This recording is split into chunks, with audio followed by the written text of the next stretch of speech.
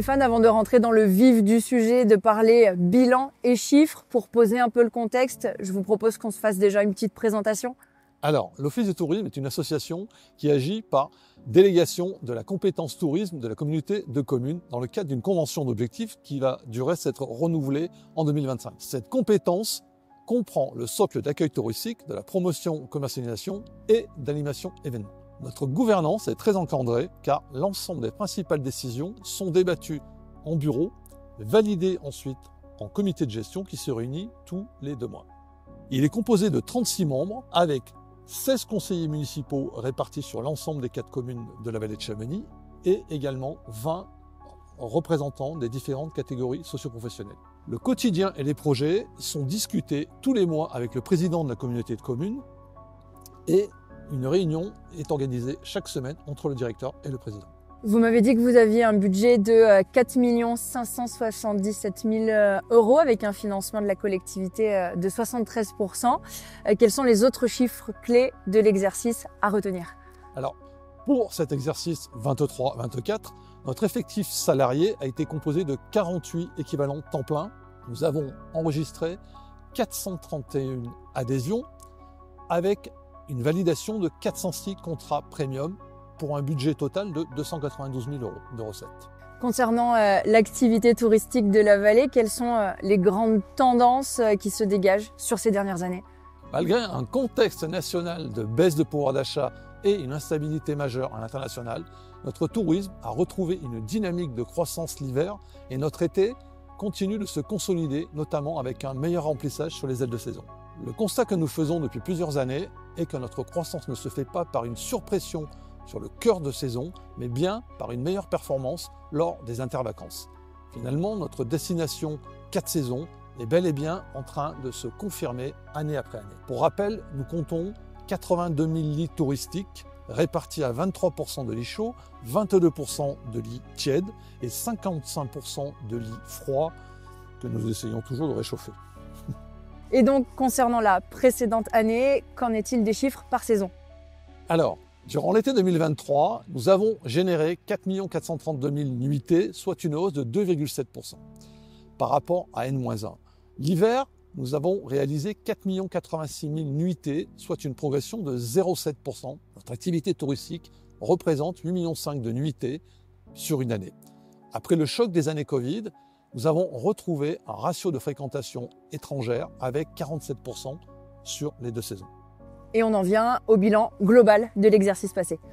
Durant cet exercice, nous avons, comme chaque année, mobilisé les équipes sur la consolidation des recettes commerciales pour poursuivre le développement de nos actions. Nous affichons des chiffres en progression sur la centrale de réservation, sur le bureau des congrès, ainsi que sur les adhérents. Et alors, pour renforcer votre activité, vous avez décidé de vous associer avec des marques leaders. Alors oui, absolument. L'activité de régie publicitaire de partenariat de marque a apporté un revenu significatif de 184 000 € dont nous sommes très fiers, notamment avec la signature d'un contrat de licence Célio. Celui-ci devrait apporter à terme près de 300 KE, du moins c'est l'objectif que nous nous sommes fixés, et apporter une réelle dynamique de commercialisation pour notre destination. C'est aussi dans cette logique que nous avons voulu, avec Dynastar, la sortie d'un ski Chamonix-Mont-Blanc éco-conçu et qui sera distribué dès l'automne 2024. Finalement, nos partenariats représentent une réelle opportunité de financement complémentaire, mais c'est aussi de vrais leviers pour démultiplier nos actions de communication et de promotion. Le contrat avec le constructeur automobile Kia était également en cours de renouvellement sur l'exercice. Donc, en résumé, vous êtes allé chercher le développement d'activités commerciales, des partenariats pour des financements complémentaires, mais il y a aussi d'autres sources de financement dont vous êtes particulièrement fiers. Exactement. La diversification de nos recettes s'exerce par le développement d'activités commerciales, mais aussi par la recherche de financements extérieurs. L'année 23-24 a été aussi marquée par la signature d'un deuxième contrat FEDER avec l'Europe. Celui-ci va nous permettre de renouveler les supports des contenus numériques, améliorant ainsi l'expérience de nos clients. Si on devait citer les grands projets phares de l'année, est-ce qu'il y a quelque chose qui se dégage particulièrement, Stéphane? Oui, alors la protection de la ressource naturelle est un enjeu majeur dans notre stratégie. Nous avons choisi de revendiquer le pilier nature captivante de notre plateforme de marque dans notre communication pour le remplissage hiver. Cette campagne comprenait entre autres le développement d'une plateforme web et de sensibilisation. Nous nous sommes aussi efforcés de suivre la collectivité sur l'ensemble de ces démarches avec par exemple le développement d'un système de réservation bivouac, la signature du contrat territoire espace naturel sensible et la validation d'une charte flocon vert avec des partenaires engagés. Stéphane, au cœur de vos préoccupations principales figure aussi le numérique et l'innovation. Bien évidemment, le numérique demeure au cœur de nos enjeux. Sur ce sujet, les temps forts de l'année auront été la sortie d'une campagne de communication assistée par intelligence artificielle, le lancement d'une plateforme B2B, ainsi que la refonte du site des congrès. Des attentions toutes particulières ont aussi été apportées sur l'amélioration permanente de notre site web, sur l'optimisation du référencement naturel, ainsi que les campagnes AdWords pour dynamiser le chiffre d'affaires de nos ventes en ligne. Stéphane, le mot de la fin avant d'aller voir les autres collaborateurs? Alors oui, justement, j'en profite pour remercier le président de la communauté de communes, les maires également, les conseillers municipaux et les 20 représentants des différentes catégories socioprofessionnelles qui tous siègent à notre comité de gestion, nous permettent de valider toutes les actions que nous faisons et nous soutiennent au travers d'une présence soutenue. Je remercie également l'ensemble de nos adhérents qui chaque année nous accordent leur confiance et je remercie enfin et surtout l'ensemble de notre personnel, cadres et techniciens qui chaque année se mobilisent pour mettre en place toutes les décisions du comité de gestion et se mettre surtout au service de nos clients comme de nos adhérents. Pour commencer, peut-être Nicolas, rappeler la stratégie menée depuis les dernières années par l'Office? Oui, effectivement. Alors on est parti du principe, pour faire simple, qui trop embrasse mal étreint. Donc le principe, c'était de dire on a 4 objectifs prioritaires et on s'y tient sur une durée plus ou moins importante. Le premier, c'était de se dire finalement, on a un hiver qui est quand même un petit peu en danger puisqu'on perdait à peu près 1,5 à 2,5 points de nuitée chaque année, alors qu'on avait des perspectives estivales qui étaient beaucoup plus positives avec le développement de la randonnée, du trail et de toutes les activités de montagne. Donc le premier objectif, ça a été vraiment de concentrer le tir et la puissance de tir en termes de communication et de promotion sur la défense de notre activité hivernale. Le deuxième objectif, en venant d'un constat qu'on est effectivement une destination internationale, ça n'a manqué à personne, mais on a des marchés lointains qui sont parfois instables et globalement assez consommateurs de bilan carbone. Donc l'idée, c'était de dire peut-être qu'on réduit la voilure sur ces marchés-là et par contre, encore une fois, on démultiplie les efforts sur les marchés de proximité qui peuvent venir nourrir notre modèle économique et qui offrent aussi l'avantage d'être des marchés plus fortement générateurs d'une clientèle ski. Le troisième objectif, justement, partant du principe que quand même, bien qu'étant une destination très internationale, 55% de nos nuitées sont générées par la clientèle française, on a encore une fois aussi reconcentré une partie des efforts sur le redémarchage et le renouveau de notre marché interne qui nous semblait quand même important. Et quatrième objectif, quatrième point, qui est un point peut-être plus interne station, partant du principe que ça coûte moins cher de fidéliser que d'aller conquérir une nouvelle clientèle, on a vraiment travaillé l'expérience client et l'embellissement de l'expérience client avec le développement de l'animation et de l'événementiel. Animation plutôt festive, famille et musicale sur les villages et déambulation sur Chamonix-Ville en après-ski. On poursuit avec les grands axes de la politique interne. De quoi s'agit-il? Alors on va parler de 2 grands axes avec des sous-parties tout aussi importantes.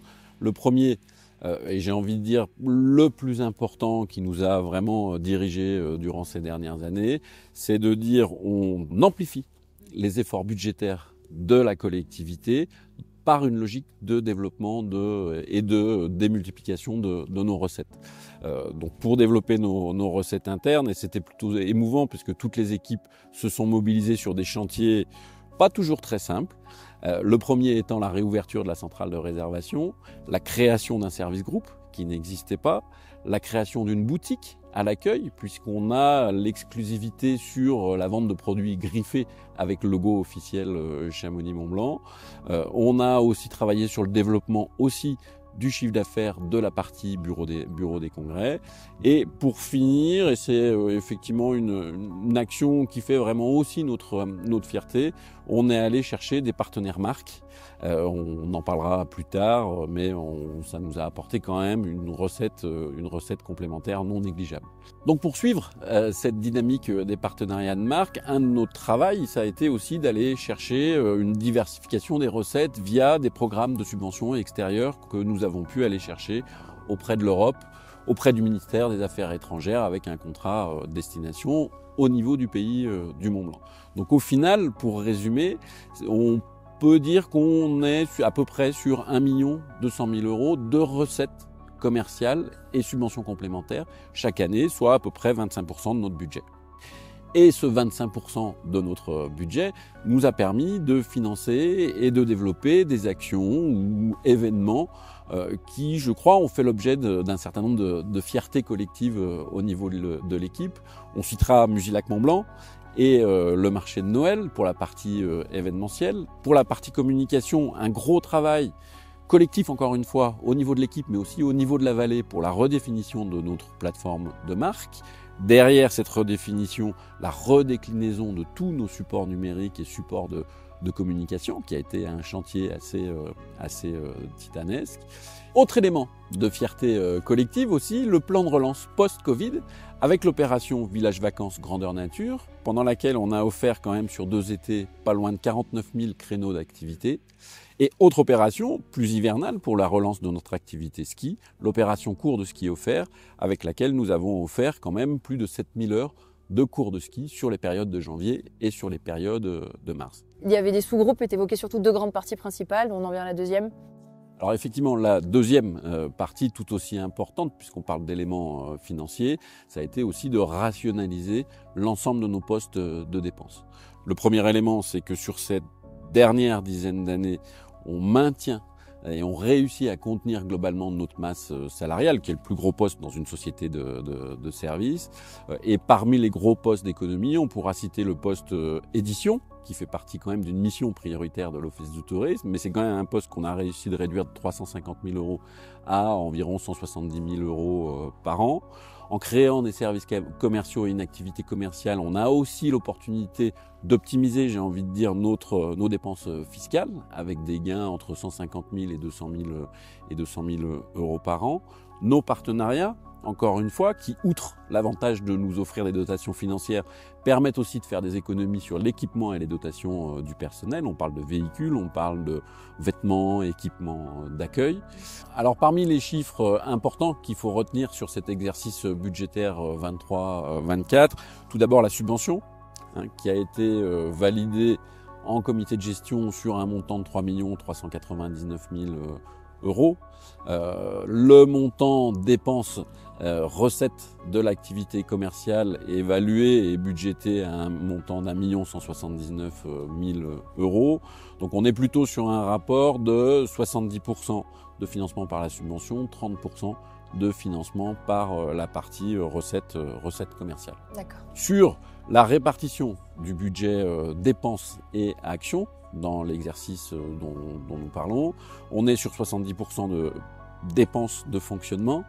Ça peut paraître beaucoup, mais on est dans une société de service et il faut quand même retenir que dans ces 70% de dépenses de fonctionnement, nous avons à peu près 800 000 € de masse salariale dédiée à l'accueil.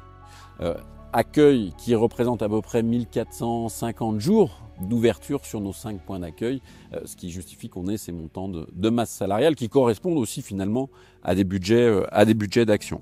Concernant les dépenses d'action, justement, ce qu'il faut retenir dans le budget de l'Office de tourisme, c'est qu'à peu près 67% sont dédiés à l'ensemble de nos actions de communication, 25% pour l'animation et 8% pour la partie promotion, commercialisation.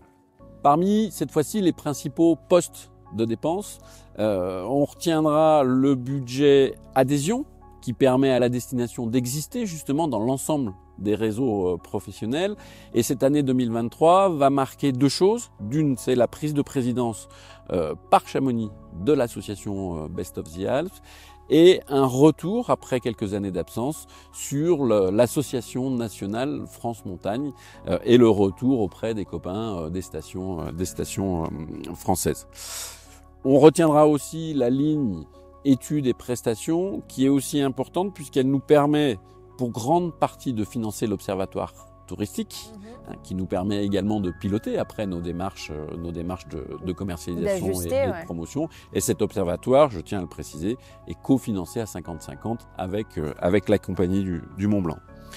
Pour la partie campagne de communication, qui est quand même le cœur du réacteur de l'action de l'Office de tourisme, on était sur l'exercice sur un budget d'à peu près 290 000 €, qui ont été complétés aussi par un budget édition de 169 000 €.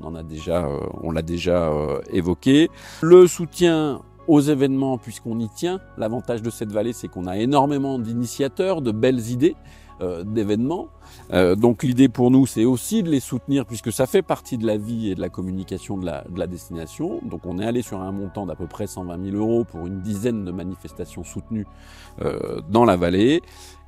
Et le dernier, j'ai envie de dire le dernier bébé, mais qu'on avait déjà fait dans les années précédentes, c'est un retour sur le partenariat avec la Nuit de la Glisse, qui nous permet vraiment de s'exprimer auprès d'un cœur de cible grâce à cette superbe réalisation et à sa diffusion dans les salles de cinéma du monde entier. Sur la partie B2B, le budget dédié au workshop, aux éductours, à l'intention des professionnels, agences de voyage et tour opérateurs, représente à peu près 80 000 € dans nos lignes budgétaires. Encore une fois, cette partie est systématiquement bonifiée dans le cadre de la convention de partenariat que nous avons avec la Compagnie du Mont Blanc pour la partie vallée, mais aussi avec LHCG pour la partie les Ouches. L'ensemble de nos animations d'hiver, c'est aussi un sujet important pour nous, sur lequel on prend aussi beaucoup de plaisir, puisqu'on voit directement le regard, le sourire et les yeux pétiller par nos touristes. C'est 270 000 € dédiés à la partie animation et événementielle. Karine, quand on se parle communication dans une génération connectée 2.0, voire même 3.0 aujourd'hui, le support phare, bien sûr, c'est Internet, à commencer par le site web et l'application. Oui, tout à fait. Ce sont deux supports incontournables pour la destination. À la fois notre site internet chamonix.com, un record cette année puisque nous sommes passés à 33% de visites en plus par rapport au précédent exercice. Et puis la France et le Royaume-Uni sont les principales destinations qui consultent en fait notre site. Les téléchargements aussi de l'application Chamonix ne cessent d'augmenter depuis le lancement de l'appli en 2012. Nous sommes à 600 000 téléchargements et rien que sur cet exercice à 74 468 téléchargements en plus. Ce succès est aussi dû aux optimisations techniques réalisées par notre responsable web Fabien qui a travaillé pendant près d'1 an sur le référencement naturel. Toutes ces actions ont pour but évidemment d'améliorer le positionnement de nos pages sur les premiers résultats des pages de recherche Google et donc d'améliorer les clics. On est passé à plus 32,7% de fréquentation sur l'année. On se parle donc de cette génération très connectée qui se réfère, on l'imagine beaucoup, aux réseaux sociaux. Oui, c'est vrai qu'on a une très belle communauté qui interagit régulièrement en fonction des thématiques. Il y a un gros travail sur les contenus et le ciblage précis qui permet justement d'augmenter chaque année la notoriété de la marque. Nous étudions aussi toutes les dernières tendances et nous avons ouvert un compte TikTok pour la destination en juillet 2023. Morgane, chargée des médias et réseaux sociaux, a prévu d'ailleurs un programme adapté de publication aux cibles plus jeunes qui suivent ce média. Par ailleurs, nous avons aussi développé une collaboration avec des influenceurs. Chaque année, ils sont sélectionnés par rapport aux valeurs de la charte que nous avons mise en place et qui reflètent les 3 piliers de notre marque, nature captivante, histoire extraordinaire et capitale vivante. Alors on le sait, la destination de la vallée de Chamonix est représentée dans le monde entier. Ça passe aussi par la venue de plusieurs centaines de journalistes à chaque fois, chaque année. Oui, le service presse travaille à la mise en avant de la destination dans le respect de ses valeurs. Et sur cet exercice, nous avons fait plus de 110 accueils presse pour la presse à la fois française et internationale. 5 voyages presse à la fois été-hiver ont été organisés par l'équipe, dont un sur la thématique environnement en collaboration avec Best of the Alps. Ce voyage de presse a réuni plus de 40 journalistes français et internationaux, générant plus de 100 retombées presse. D'ailleurs, on peut retrouver notre revue de presse sur l'espace presse de notre site chamonix.com.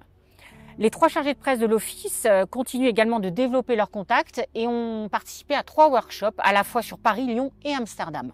2 événements forts ont également suscité l'intérêt des journalistes, le centenaire des JO de 1924. Une 40aine d'articles ont été publiés sur ce thème, un voyage de presse, 40 journalistes ont été reçus, 3 tournages TV. On a pu avoir Échappée belle, Des racines et des ailes et encore Invitation au voyage pour Arte. Les micros d'or qui ont eu lieu à Chamonix du 19 au 21 décembre. 350 participants accueillis sur cet événement qui récompense les journalistes sportifs pour leur travail.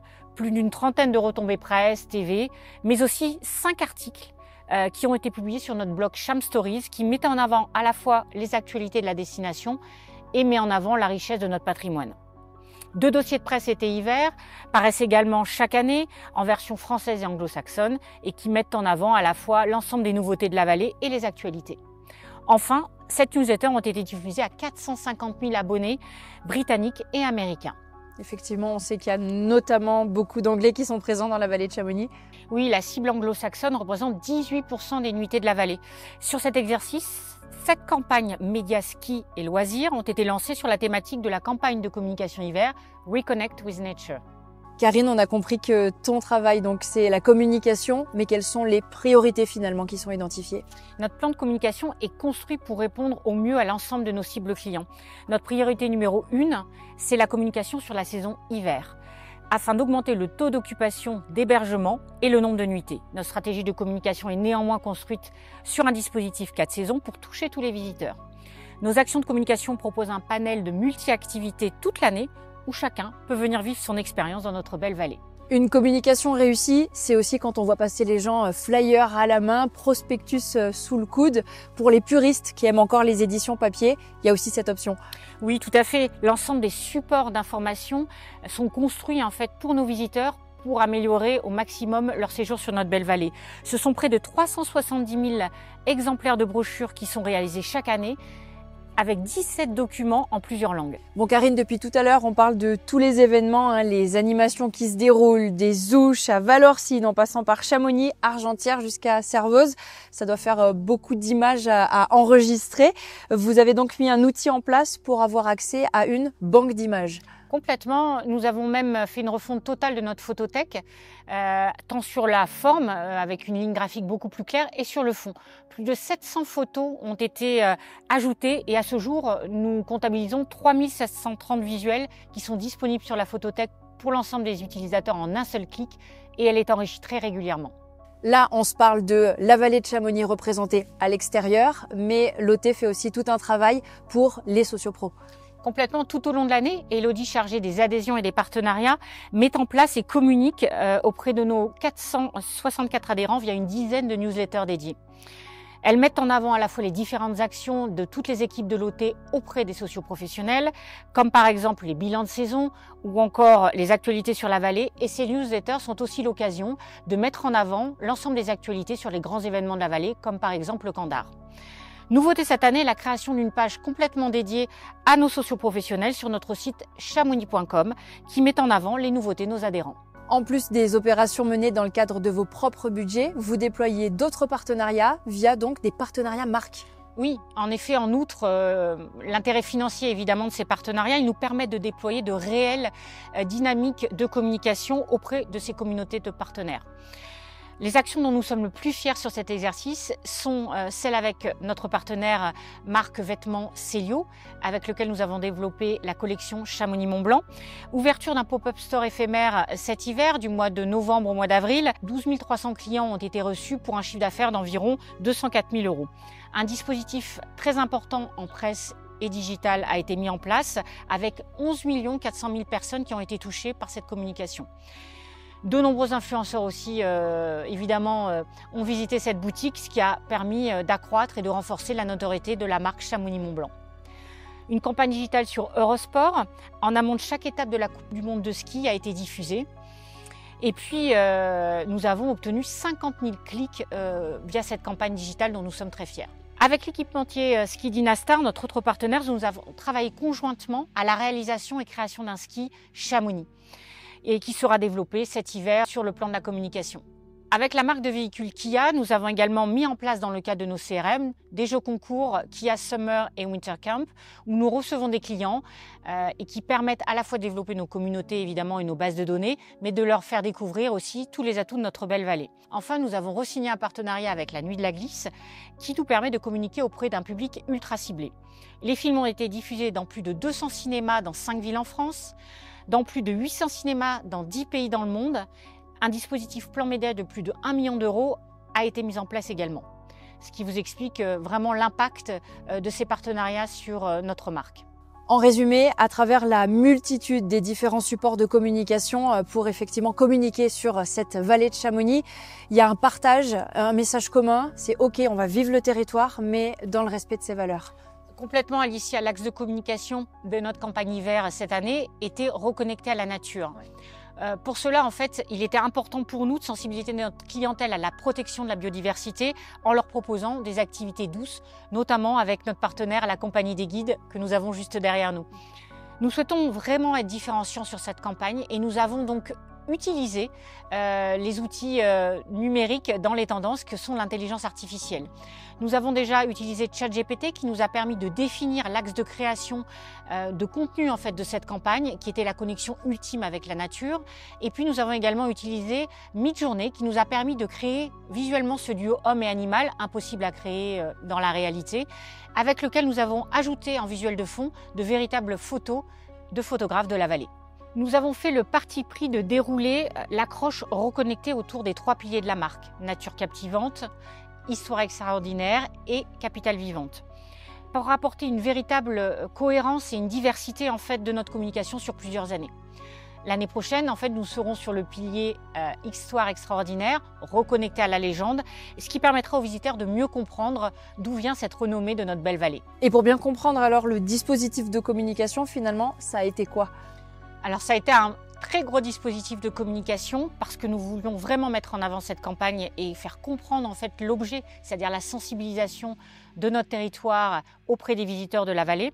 Il s'est donc articulé autour de différents canaux print et web et le bilan a été très positif. On a eu plus d'une 40aine de retombées presse, un affichage 4x3 pendant 3 semaines dans le métro parisien qui a eu un véritable effet tam-tam. Et pour le web, une page dédiée sur notre site chamonix.com a été créée avec la proposition d'activités douces, comme je t'en parlais tout à l'heure, mais aussi on a mis en avant des films qui ont été réalisés conjointement avec la Compagnie du Mont Blanc et la collectivité sur la proposition de la sensibilisation de notre territoire auprès des visiteurs de la vallée. Nous avons fait également un gros travail sur ce qu'on appelle le SEA, c'est l'achat de mots-clés, et ça nous a permis de développer vraiment des campagnes AdWords extrêmement ciblées et qui ont permis en fait de générer un chiffre d'affaires de 450 000 € sur l'exercice. Le CRM via des newsletters thématiques sur la campagne hiver, autour de la sensibilisation et des activités douces, et enfin tout un dispositif social media avec la diffusion de notre spot publicitaire de campagne qui a été relayé via des campagnes digitales de grande envergure.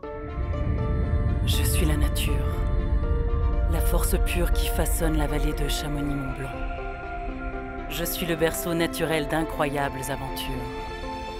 Je suis un théâtre vivant où la faune et la flore exécutent une danse harmonieuse. Je suis le refuge de votre reconnexion. Je suis le miroir de vos émotions. Je suis Chamonix-Mont-Blanc, reconnecté à la nature.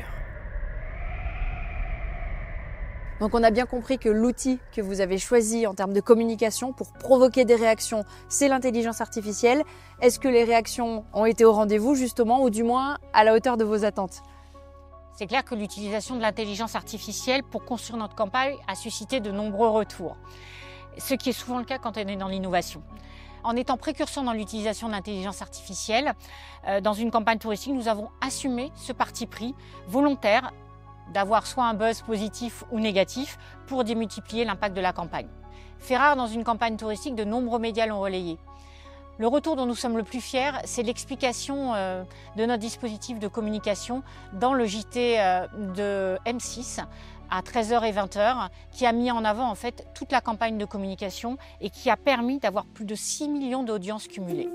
L'intelligence artificielle, justement, Chamonix s'en est servi pour sa dernière campagne de pub. Une mention claire et bien présente sur les affiches, mais elle a fait tiquer un internaute. Ok, donc la flemme de prendre une photo d'une montagne à Chamonix pour une pub sur Chamonix. L'Office de tourisme s'en est expliqué, les montagnes sont réelles, elles ont bien été photographiées par un professionnel. Ce sont les personnes et les animaux au premier plan qui ont été générés par le programme Midjourney. Reconnecter à la nature. Et pour bien reconnecter à la nature, un graphiste s'est assuré de la cohérence du résultat. Autre perspective pour continuer d'améliorer la communication interne au sein de l'Office, mise en place d'un CRM. Traduction, Karine, c'est quoi CRM? CRM, c'est la gestion de la relation client. C'est comment mieux connaître le profil de nos clients pour mieux les accompagner avant, pendant et après leur séjour. Avec les récentes évolutions technologiques et les attentes de plus en plus marquées de notre visiteur, il nous a semblé très important de développer cet outil et de changer de solution afin qu'elle réponde au mieux à une politique, je dirais, d'accompagnement de nos visiteurs sur leur séjour au sein de la vallée. L'objectif, c'est qu'ils vivent des expériences uniques en venant dans la vallée et répondre au mieux à leurs attentes via des newsletters dédiés, via des campagnes de SMS ou autres. Et vraiment répond à cette stratégie en fait de mieux comprendre et de mieux interagir avec eux pour répondre à leurs besoins tout simplement. En résumé, et c'est important de le rappeler Karine, tout ce qu'on vient de se raconter là autour du travail de communication de l'OT, ça fait surtout l'objet d'un travail collectif. Complètement. Notre objectif et notre travail au quotidien, c'est vraiment d'accompagner les collectivités sur les enjeux économiques et évidemment écologiques en menant des actions conjointes de communication sur cette sensibilisation dont on parlait à l'instant par rapport à notre campagne hiver. Bonjour Florence. Bonjour Alicia. Ou buongiorno, hi. En quelle langue est-ce qu'il faut qu'on s'adresse à vous quand on arrive? Eh bien écoute, comme tu veux. Guten Tag, hello, hey, hola, konnichiwa. Nous sommes en fait, tu vois, sur notre badge, on indique nos langues que nous parlons.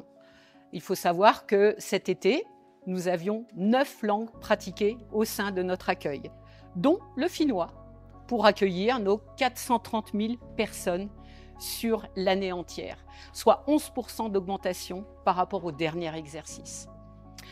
Cette équipe qui accueille donc ces 430 000 personnes, elle est composée de 11 personnes à l'année, 2 contrats d'apprentissage, et nous avons évidemment le renfort de saisonniers pour avoir une équipe de 30 personnes l'été et 23 l'hiver. Parce que les personnes qui arrivent ici et se présentent, elles viennent d'où principalement? Alors, depuis quelques années, on a retrouvé en fait une fréquentation d'avant Covid. C'est-à-dire qu'on retrouve généralement plus d'étrangers que de Français. Là, on parle d'origine à l'Office du tourisme, de fréquentation à l'Office du tourisme. Alors, concernant l'été, nous retrouvons donc notre clientèle américaine, puis espagnole et enfin britannique. Pour la clientèle française, c'est plutôt une clientèle de proximité, puisqu'en premier lieu, ce sont les Hauts-Savoyards, puis les Lyonnais et enfin les Parisiens. Et pour l'hiver? Et alors à l'hiver, un classement qui varie très très peu, à savoir pour la clientèle internationale, tout d'abord des Britanniques, ensuite nous retrouvons les Américains, puis les Suisses. Et en clientèle française, toujours une clientèle de proximité avec les Hauts-Savoyards, les Parisiens et les Lyonnais. En termes de conseils, Alicia, savais-tu que l'Office du tourisme avait sa propre édition de cartes et guides sentiers? J'en ai entendu parler, mais je crois que tu vas m'en dire un petit peu plus. On va voir? Suis-moi. Ok. Donc ça, ce sont les fameuses cartes que tu viens d'évoquer. Oui. Qu'est-ce qu'elles ont de particulier, Florence? Alors, notre propre édition, on la réactualise tous les 2 ans en collaboration avec le service sentier et l'OHM. Ces cartes et guides, ils sont déclinés en 3 langues, français, anglais et espagnol. Okay. C'est une réussite Ça fonctionne commerciale. Oui, tout à fait. On fait un chiffre d'affaires de 34 000 € sur ces cartes. Je vois que tu as aussi amené différents produits. Tout à fait. La marque Chamonix-Mont-Blanc, nous sommes les seuls à pouvoir la développer commercialement. Donc, nous développons des produits, souvenirs, qui fonctionnent très bien, puisque rien que les casquettes et les t-shirts nous rapportent 45 000 € par an. Et la boutique, en termes de chiffre d'affaires global commercial, 175 000 €. Nous tenons dans cette gamme à développer des produits déclinés sur les 5 villages. C'est pour ça que là, je t'ai montré une casquette Valorcine, tu as un bonnet Servoz et puis d'autres objets. On revient dans cette idée de bilan. Florence, si on devait citer 2-3 faits marquants à l'OT durant l'année passée. Alors, l'année passée, on a développé un service de proximité à la population, à savoir nous sommes relais colis sur 3 villages, à Valorcine, aux Ouches et à Argentières. Service très apprécié par la population. En deuxième lieu, l'Office de Valorcine a récupéré la gestion administrative de Valocineux. Et enfin, nous sommes dans une politique de rénovation de notre marque Tourisme Handicap à Chamonix et nous l'avons obtenue également à l'Office de Valorcine. Et pour conclure, si on se projette dans les prochains mois, quels sont les projets, les objectifs prioritaires du pôle accueil de l'OT? Une vraie réflexion a été engagée sur la rénovation de l'Office du tourisme de Chamonix et d'Argentières. Nous souhaitons mettre en place un outil le plus adapté possible à tous nos visiteurs et intégrer dans ce projet tous les outils numériques et de nouvelle génération. Géraldine, la comptabilité et la partie RH, on va pas se mentir, c'est souvent la partie la plus protocolaire, comme on dit. Et pourtant, les chiffres, c'est à la fois le point de départ et l'aboutissement auquel on se réfère finalement. Effectivement, notre travail au sein du service comptabilité, c'est l'établissement des 2 documents financiers de référence qui sont le bilan et le compte de résultat. Bon bah justement, ces chiffres que tu évoques, on va pas perdre davantage de temps, on rentre dans le vif du sujet. Ça donne quoi ces chiffres? Alors, au niveau du bilan, qui est le document qui retrace la santé financière de l'entreprise à un moment donné, nous avons à l'actif des immobilisations pour 684 000 €, des stocks pour 108 000 €, des créances pour 3 097 000 € et enfin de la trésorerie pour 1 392 000 €. Donc au niveau du compte de résultat, on va avoir un total de produits de 5 468 000 €, un total de charges de 5 495 000 € et on peut constater que à l'Office de tourisme, le poste de charge le plus important, ce sont les charges de personnel, c'est-à-dire les salaires. Et donc, l'aboutissement du compte de résultat, les profits moins les dépenses, c'est un résultat net cette année, un déficit de moins 27 184 €. Et donc ça, on a un petit peu de recul justement pour l'expliquer? Oui, tout à fait. Si on veut regarder l'évolution du résultat net sur les 5 dernières années, donc entre 2019 et 2024, on s'aperçoit que selon les années, on a plus ou moins de recettes et de dépenses. Donc, le résultat est parfois positif, parfois négatif. Mais d'une manière générale, on constate quand même que l'équilibre budgétaire est stable. Bon, jusque-là, Géraldine, on a beaucoup parlé calculatrice et chiffres, mais toi, tu endosses aussi toute la partie RH, ressources humaines. Oui, tout à fait. Au sein du service ressources humaines, on établit bien évidemment les bulletins de paye. On va également s'occuper de tout ce qui est formation du personnel et aussi de tous les mouvements d'entrée-sortie du personnel qui sont assez nombreux au moment des saisons d'été et d'hiver. Nos missions également peuvent nous amener, comme c'était le cas cette année, à élire 4 nouveaux délégués du personnel au sein de notre comité social et économique. Et nous avons également mis en place cette année 2 accords d'entreprise et un 3e est en cours de négociation. Et Géraldine, le mot de la fin, les objectifs pour cette nouvelle année? Alors du côté ressources humaines, on est en train de mettre en place un logiciel complet de gestion de planning parce que c'est une partie qui est très chronophage, notamment au niveau du service accueil. Et du côté comptabilité, on est en train de remplacer tout notre logiciel de gestion des caisses sur nos 5 offices de tourisme. Evelyne, tu m'as donné rendez-vous ici parce que c'est un lieu emblématique de Chamonix. C'est quoi ce bâtiment? Alors, ce bâtiment, c'est le Centre des Congrès Le Majestic, qui est un ancien palace qui a été exploité pendant les années folles au début du siècle dernier. Et puis dans les années 50-60, il a été vendu en appartement et la commune de Chamonix a racheté le rez-de-chaussée pour y faire des salles de réunion. Et donc le bureau des congrès de l'Office de tourisme est installé dans ces locaux pour commercialiser les salles pour le compte de la mairie, pour faire la promotion de la destination sur le marché du tourisme d'affaires et puis pour organiser des congrès et des séminaires ici et dans des hôtels de Chamonix. Justement, on en vient au cœur du sujet. Est-ce qu'il y a eu beaucoup d'événements ici sur l'exercice passé? Alors on a organisé 212 événements, ce qui est à peu près 50% de concrétisation du nombre de demandes qu'on reçoit. Donc ce sont des bons résultats, on est très contents. Ça a généré environ 13 000 nuitées auprès de nos partenaires hôteliers. Alors Evelyne, il y a un fait marquant concernant donc les nuitées qui sont en baisse sur cet exercice. Quelle est l'observation que vous faites par rapport à ça? Alors, il y a deux explications à mon sens. La première, c'est les périodes. En général, les événements tourisme d'affaires se déroulent sur des périodes hors vacances scolaires, septembre, octobre, janvier, mars ou le printemps. Et on a constaté depuis 1 an et demi qu'il y a énormément de séjours individuels à ces périodes, ce qui limite du coup les disponibilités pour les congrès ou les séminaires. La deuxième observation qu'on fait depuis 1 an et demi, c'est l'augmentation des tarifs hôteliers sur des périodes habituellement propices au tourisme d'affaires et qui ont limité les confirmations d'événements sur Chamonix à ces périodes-là.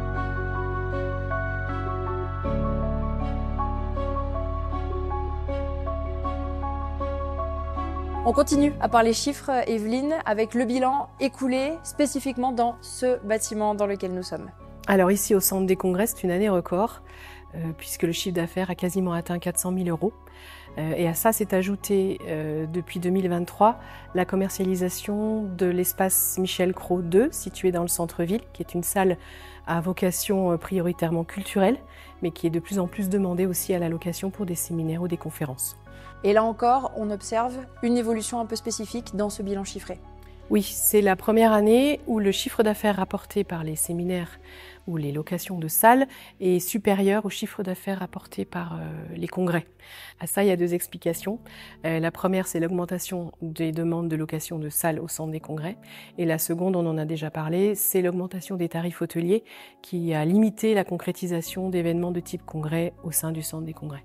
Donc là, on a cité l'activité au centre des congrès, les retombées auprès des différents partenaires et on en vient au bilan que vous faites vous en interne au sein de votre bureau. Alors le bureau des congrès a fait une très bonne année. On a retrouvé les résultats d'exercice d'avant Covid. Comme on en a déjà parlé, on a eu une baisse des nuitées, mais comme les tarifs hôteliers ont augmenté, finalement les commissions ont permis de maintenir des bons chiffres. Et puis à noter, et c'est important pour nous, une belle marque de confiance de la part d'événements fidèles depuis de nombreuses années, comme le congrès Veto Alpes, les rencontres de dermatologie ou la convention CHAM, qui est justement en train de s'installer. Et à ça s'ajoutent aussi des marques outdoor qui restent très fidèles à Chamonix, comme Dynastar, Millet ou North Face, et pour qui la destination est vraiment emblématique. Bon, c'est la question que j'aime bien poser à toute l'équipe avec qui on échange. Les points phares peut-être à retenir, points phares spécifiques sur l'exercice passé. Alors, la hausse des demandes de location au centre des congrès, ça c'est assez flagrant. Le second point, c'est le retour de demandes de l'étranger. Depuis le Covid, on n'en avait pas forcément beaucoup eu, donc là on a à nouveau les demandes depuis l'Angleterre, la Scandinavie, un petit peu de la Suisse aussi. Et puis le dernier point important, c'est la refonte du site internet du bureau des congrès en partenariat avec nos collègues du service web, service communication de l'Office du tourisme. Et il y a aussi ce travail qui se poursuit pour approfondir encore la charte éco-environnementale. Oui, la réflexion continue sur cette charte où on aimerait intégrer des actions vraiment concrètes à l'image de ce qu'on a déjà pu mettre en place ici au centre des congrès où on a mis en place un circuit court sur la nourriture et les boissons. Pour conclure, Evelyne, on imagine que les événements de l'année prochaine se préparent bien en amont, peut-être même déjà en ce moment même. Si on regarde un petit peu le calendrier là, prévisionnel, ça donne quoi ? Alors le planning est déjà bien rempli sur l'année qui a commencé, enfin l'exercice qui a commencé. On continue à recevoir des demandes de toute façon et on va pouvoir, je pense, bien remplir cette année. Et on regarde un peu plus loin sur 2026, puisqu'on est en train de réfléchir à la commercialisation du futur espace Olca, dont les travaux ont commencé sur la commune des Ouches. Pour commencer, peut-être Arnaud, déjà rappeler un petit peu ce que c'est que la définition de cette centrale de réservation, en quoi ça consiste ? Alors cette centrale de réservation, on l'a relancée en 2015 pour en faire une véritable conciergerie de destination. Et donc on s'est branché avec la grande majorité des hébergeurs pour récupérer en flux direct les prix, les disponibilités, de façon à pouvoir proposer une offre globale désormais, donc qui permette à nos clients de réserver hébergement, les forfaits de remontée mécanique, également les cours de ski, la location de matériel et réserver en plus des activités. On a bien compris en quoi ça consiste, donc ce système de centrale de réservation, mais finalement, qu'est-ce qui vous différencie par rapport aux autres ? Alors, ce qui nous différencie des grandes plateformes, c'est avant tout le fait qu'on souhaite réhumaniser la relation client J'ai avec moi une équipe de 3 personnes qui est là pour répondre à l'intégralité des demandes clients. On est capable de proposer de l'auberge de jeunesse au chalet 5 étoiles et nos clients sur le site booking.chamonix.com peuvent facilement critériser les biens qu'ils recherchent. Et donc nous avons un large choix de biens à réserver. Nous avons plus de 53 hôtels. On a des centaines de biens parmi une dizaine d'agences immobilières et on a environ 16 prestataires d'activité pour cette partie. Et donc cette partie centrale de réservation, ça génère un chiffre d'affaires important? Alors effectivement, on a un CA en croissance régulière chaque année. Sur l'exercice qui vient de se terminer, on a réalisé un chiffre d'affaires de 2 143 467 €. Donc on est très fiers d'avoir passé la barre des 2 millions d'euros. On a également le nombre de visiteurs sur le site booking.chamonix.com qui évolue favorablement. On est quasiment à 400 000 visites puisqu'on a dénombré 388 372 utilisateurs uniques sur l'exercice. Est-ce qu'on a un profil type de clients qui ont recours à cette centrale de réservation? Alors oui, on a un profil type, ce sont les Français, une clientèle française à hauteur de 57%. Les 43% restants sont majoritairement des clients qui viennent d'Angleterre. On a également des Suisses et on note une forte poussée du marché américain qui désormais représente 8% de notre chiffre d'affaires. Et ils ont une préférence sur un type d'hébergement en particulier ou pas? Il y a quelque chose qui se dégage? Globalement, ce qui se dégage, ça reste le locatif, puisque c'est une offre très importante qu'on a sur le site. On a 62% du chiffre d'affaires qui provient du locatif. On a 31% qui provient de l'hôtellerie. Et on a là encore, avec la mise en ligne récente des activités, une forte poussée de cette demande qui est désormais de 7% du chiffre d'affaires réalisé à la centrale. Attends, parce que là, tu parles d'activité, mais concrètement, il s'agit de quoi? Du sport, de la culture? Alors, on a pour tous les goûts. On peut proposer des dégustations de produits locaux, des dîners cabarets, en été du rafting, de la via ferrata, des randonnées accompagnées ou même des visites patrimoine. On s'est amusé aussi à combiner nos propres activités, où on propose par exemple pour l'hiver, pour les personnes qui n'ont jamais skié, une possibilité d'avoir le moniteur, le forfait et même l'équipement complet, c'est-à-dire l'anorak, le pantalon. Le matériel. Voilà, tout le matériel de façon complète pour mettre sur les skis des personnes qui n'osent pas skier et qui veulent se lancer. Et donc pour booster toutes ces activités, on a recours à des campagnes qui sont des campagnes avec Google, donc soit des campagnes payantes, qu'on appelle des Google Ads, ou alors on travaille le référencement naturel avec notre agence et en partenariat aussi avec notre service communication. Donc là, on vient de se parler de tout ce qui est déjà mis en place, avec des choses qui fonctionnent, mais j'imagine qu'à chaque nouvelle saison, on se fixe de nouveaux objectifs.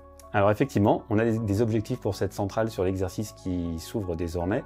L'idée, c'est de conforter ce chiffre d'affaires de 2 millions d'euros et plus de 3000 dossiers clients. On espère également conforter nos campagnes Google Ads pour qu'elles soient encore plus pertinentes. Et puis, dernier objectif, c'est de pouvoir être meilleur sur les prestations additionnelles, type forfait ou activité que l'on peut proposer aux clients qui ont déjà réservé leurs hébergements. On constate effectivement que vous avez mis beaucoup de choses en place pour réenchanter l'expérience client, mais ça donne quoi pour l'objectif groupe? Alors au niveau des groupes, effectivement, on a ouvert un service groupe dédié à ces demandes. Ce service groupe permet d'avoir une relation particulière avec nos socio-professionnels en tant qu'apporteurs d'affaires. Et donc par rapport à ce thème-là, de la demande de groupe, il y avait un vrai besoin, un réel besoin qui a été identifié dans la vallée, ça fonctionne? Oui, tout à fait, il y a un vrai besoin par rapport à ça. On a donc 2 personnes dans mon équipe service groupe qui traitent les demandes. On a eu sur l'exercice 23-24 une hausse des demandes de 12%. Au final, nous avons eu 138 demandes qui sont traitées par 2 personnes au sein de ce service groupe. On a eu 102 demandes pour du loisir et 36 demandes sur du séminaire, donc avec des besoins en salle. On a généré donc un chiffre d'affaires de 665 873 €, en recul de 37%, on verra après pourquoi, et 36 347 € de recettes qui proviennent des commissions hébergement et frais de dossier. Alors on a eu un recul de ce taux de concrétisation justement, puisqu'on a eu plus de difficultés pour obtenir des disponibilités auprès de nos partenaires hébergeurs. Et également, dans un contexte d'inflation, avec l'augmentation des prix, on a eu un petit peu de mal par rapport à la concurrence, donc c'était un petit peu plus difficile. Donc là, Arnaud, on s'est parlé des demandes individuelles, on s'est parlé des demandes de groupe, mais vous commercialisez aussi la destination au niveau mondial via les agences de voyage et les tours opérateurs. En quoi ça consiste ? Eh bien là, c'est le rôle du service B2B qui est composé de 2 personnes. En fait, on a une convention de partenariat avec la Compagnie du Mont Blanc, avec un programme cofinancier d'action qui vise à entretenir nos réseaux de distribution chez ces tours opérateurs et ces agents de voyage, et également d'aller chercher de nouveaux acteurs. Juste histoire de tous parler la même langue, B2B, définition. Alors le B2B, c'est l'ensemble des actions menées auprès des professionnels du tourisme. Sur l'exercice qui vient de s'achever, on a réalisé 12 actions qui ont permis de rencontrer 367 nouveaux contacts, et ce sur nos marchés prioritaires qui sont le Royaume-Uni, le Benelux, la Scandinavie et l'Espagne. Et donc une fois que ce contact B2B il est établi, la suite qui est donnée derrière, il se passe quoi ? Alors il y aura 2 options. Soit on va leur proposer de venir en éductour, c'est-à-dire de venir découvrir la destination, découvrir le domaine skiable ou tout simplement de faire des activités sur la station. On a eu 18 accueils qui ont totalisé 40 personnes. Et pour la deuxième option, eh bien, c'est de répondre très précisément aux demandes d'hébergement de ces professionnels du tourisme. Et donc on a répondu ici à 140 demandes qui ont généré 5 100 000 € de chiffre d'affaires. Et Arnaud, le mot de la fin pour tout le monde, et là c'est ton tour, les objectifs pour ce prochain exercice. Les 2 principaux objectifs, eh bien, c'est de renforcer cette concrétisation auprès de nos partenaires hébergeurs, donc on qualifie encore mieux les demandes. Et puis également, on veut lancer un nouveau système de réservation B2B en ligne pour permettre à ces professionnels du tourisme de réserver directement leurs hébergements sur bookingb2b.chamonix.com. Olivier, quel plaisir de se retrouver ici. Pourquoi est-ce que tu m'as donné rendez-vous justement à cet endroit ? Le site, un site merveilleux, le lac des Chavants. Est-ce que c'est le QG de ton équipe ? Alors, l'équipe est basée aux Ouches, juste à côté de l'office de tourisme des Ouches. Et l'émission donc justement de cette équipe dont on parle ? Alors, on anime toute la vallée de Chamonix, de Servoz jusqu'à Valorcine, en respectant les identités de chaque commune. On vient en soutien aux grands événements de la vallée et on fait en moyenne 109 animations par année qui vont sur des spectacles enfants, des ciné plein air, des conférences, etc., etc. On gère aussi les fiches Happy Day, les mises à jour des fiches Happy Days. Puisque nous sommes là pour parler bilan, justement, on se fait le bilan de l'année écoulée en termes d'animation, été, hiver. Alors un bilan d'été qui a été un petit peu difficile avec des orages, beaucoup de météo difficile, mais on a réussi quand même à mener les 8 cinémas de plein air avec 750 personnes en affluence. Les 5 spectacles enfants au lac des Chavants, justement ici. On a fait 2 gros jeux de piste et des initiations Zumba, des concours de dessin sur l'ensemble de la vallée et le Mont Blanquette maintenant qui est un genre de grand Cluedo où on n'utilise que les transports en commun de la vallée sur des énigmes sur chaque site. Et si on remonte donc à l'hiver précédent ? Alors l'hiver précédent a été difficile avec le manque de neige, mais on a réussi quand même à faire les 18 animations pistes qui étaient des spectacles, des déambulations, des concerts en bas des pistes avec le soutien de LHSG.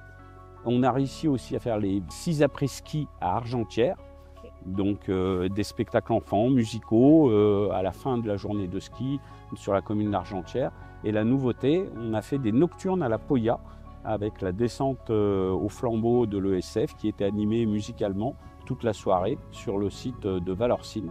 Donc c'était quand même un bel hiver. Nous avons aussi animé la Coupe du Monde de ski alpin qui s'est déroulée en janvier. Et on a relancé un concours de dessin avec plus de 200 participants sur l'hiver. Donc là, on vient de se remémorer effectivement tous ces temps d'animation à travers les 4 saisons, mais les temps forts, si on doit les résumer. Alors en temps fort, l'été, on avait eu un superbe 14 juillet, ici au lac des Chavants, avec un spectacle son et lumière, avec plus de 3000 personnes qui sont venues assister au spectacle. C'était une belle réussite. On a relancé le village de Noël au centre-ville de Chamonix, sur la place du Triangle de l'Amitié, avec 28 chalets, des artisans, des producteurs locaux. Et on a fait pas moins de 10 déambulations pendant les 20 jours du village de Noël. Et bien sûr, la fabuleuse parade de Noël, qui est une énorme parade, le jour de Noël, qui a bien plu à tous nos amis habitants et touristes de la vallée. On a eu aussi une première, ça a été la troupe Paris-Bénarès, qui est venue avec les vaches sacrées, c'est-à-dire des grosses vaches de plus de 5 mètres de haut qui ont déambulé dans Chamonix. Ça a été vraiment un moment qui nous tenait à cœur.